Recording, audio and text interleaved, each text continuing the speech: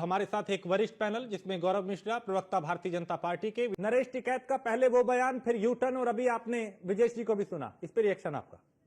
देखिए, नरेश टिकैत जी खुद को किसानों का नेता बताते हैं, राकेश टिकैत जी भी बताते हैं, लेकिन उनकी साथ ये भी सच्चाई जुड़ी हुई कि कोई किसान उन्हें अपना नेता मानता नहीं है, यहाँ तक कि अपना बूथ भी जीतने की हैसियत में नहीं है। और देश विरोधी आंदोलनों को हवा देना, उनमें फंडिंग प्राप्त करना और उनके लिए कैंपेनिंग करना देश भर में उनके चाल और चरित्र का हिस्सा है। आज ये पाकिस्तान की पैरवी कर रहे हैं। क्या ये पाकिस्तान में खेती करते हैं? क्या ये पाकिस्तान के किसानों के लिए काम करते हैं? पाकिस्तान में तो एक ही खेती होती है कि 47 की एल्तनक क्लशिंकाव की खेती होती है। तो क्या उसकी खेती कराना चाहते हैं, उसकी रक्षा करना चाहते हैं? देखिए, इतना जहर नहीं अपने अंदर भर लेना चाहिए कि जब राष्ट्रीय सुरक्षा और संप्रभुता की बात हो तो उसमें भी अपनी छोटी और तुच्छ राजनीति को जिंदा किया जाए, खड़ा किया जाए। ये मरे हुए नेता हैं, इनको कोई पूछता नहीं है, इनको किसान नहीं पूछता है, इनको कोई जनता नहीं पूछती है, इनका कोई राजनीतिक वजूद नहीं है। फिर भी ऐसे मामलों में जब राष्ट्र जो है संकट की स्थिति में है, देश के ऊपर इतना घिनौना और खतरनाक हमला हुआ है, इनोसेंट लोग मारे गए हैं और उसमें इस तरह की ओछी राजनीति कर रहे हैं, इंटेलिजेंस की बात कर रहे हैं। 2004 से 14 के बीच में 50 से ज्यादा बहुत बड़े बड़े आतंकवादी हमले हुए थे। जरा कभी पूछा क्या उनसे? इंटेलिजेंस फेलियर हुआ था कि नहीं हुआ था? संकट मोचन में हुआ, अक्षरधाम में हुआ, सरोजिनी नगर में हुआ, पटना में हुआ, अहमदाबाद में हुआ। कभी पूछा क्या? कभी कंठ से आवाज नहीं निकली आपके? उस समय तो आवाज नहीं निकली आपके। और आज आप कह रहे हैं इंटेलिजेंस फेलियर। आपको बहुत इंटेलिजेंस के बारे में पता है, तो आप बताइए क्या इंटेलिजेंस है?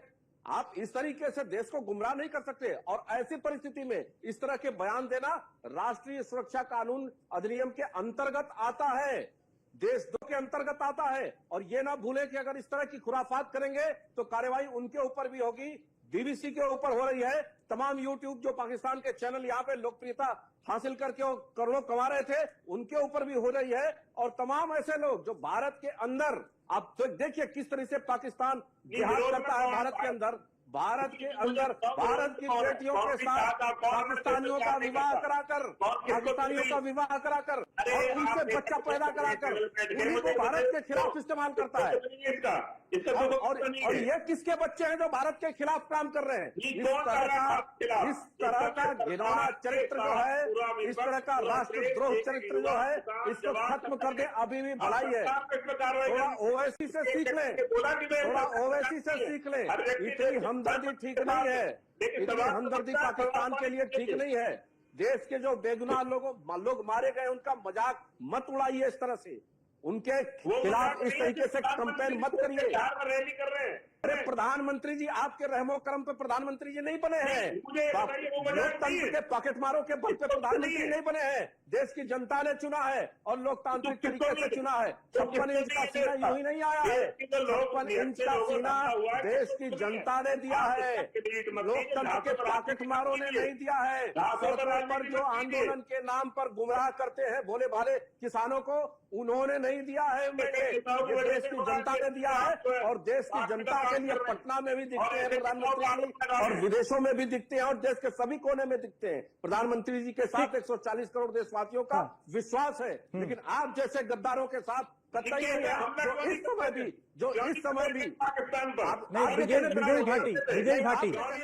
ब्रिजेश जी, गौरव जी, बात यही खत्म हो जाती है कि बयान दिया पहले, लेकिन उनको लगा कि नहीं भाई ये गलत बोल दिया। उन्होंने खेद भी प्रकट किया और कहा कि मेरा बयान ठीक नहीं है, अगर किसी कोई आहत हुआ है तो मैं खेद प्रकट करता हूं। विवाद यही खत्म हो जाना चाहिए।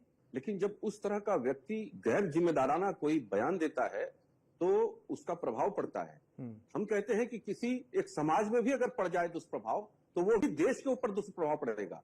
तो ऐसे बयानों से बचना चाहिए, और वो भी उस समय जब देश पर संकट हो, देश के सामने युद्ध का संकट आसन्न दिखाई दे रहा है, और उस समय में आप शत्रु का पक्ष ले रहे हैं और भारत के ऊपर प्रश्न चिन्ह खड़ा कर रहे हैं। ये बहुत दुर्भाग्यपूर्ण होता है।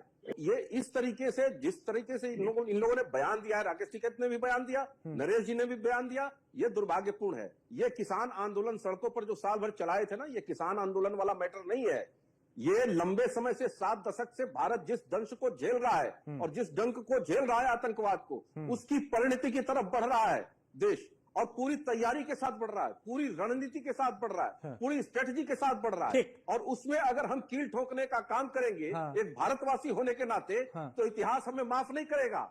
और ऐसा ही दुष्कृत्य कहेंगे, हाँ। इस तरह के लोग कर रहे हैं जो पाकिस्तान के पक्ष में आज खड़ा हो रहे हैं, चाहे वो सिद्धारमैया हो, चाहे वो बिहार की वो लड़की हो, और चाहे वो नरेश टिकैत हो। इन लोगों के ऊपर प्रश्न चिन्ह समाज खड़ा करेगा। और नहीं, नरेश टिकैत ने नहीं हो तो सकती। सीधा उनकी खेद प्रकट स्वीकार्यता किया नहीं और कहा कि भाई मुझे नहीं कहना चाहिए था ऐसा।